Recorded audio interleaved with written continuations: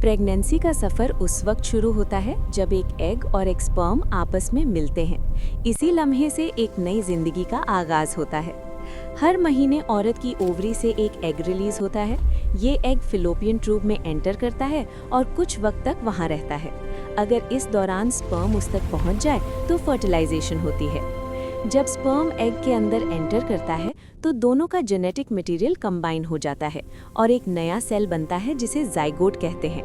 ये सिर्फ एक माइक्रोस्कोपिक सेल होता है, लेकिन इसी के अंदर पूरे बेबी का जेनेटिक प्लान मौजूद होता है। अगले कुछ दिनों में ये जाइगोट डिवाइड होना शुरू करता है। पहले 2 सेल्स, फिर 4, फिर कई सेल्स मिलकर एक छोटी सी बॉल जैसा स्ट्रक्चर बना लेते हैं। इस स्टेज को मोर्यूला और फिर ब्लास्टोसिस्ट कहा जाता है। ये डेवलपिंग स्ट्रक्चर धीरे धीरे यूट्रस की तरफ सफर करता है।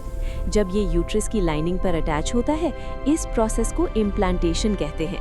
यहीं से प्रेगनेंसी ऑफिशियली स्टार्ट होती है। इम्प्लांटेशन के बाद यूट्रस की लाइनिंग एम्ब्रियो को प्रोटेक्ट करती है और न्यूट्रिएंट्स प्रोवाइड करना शुरू कर देती है। इसी वक्त जिस्म में HCG हार्मोन बढ़ने लगता है, जो प्रेगनेंसी टेस्ट को पॉजिटिव करता है।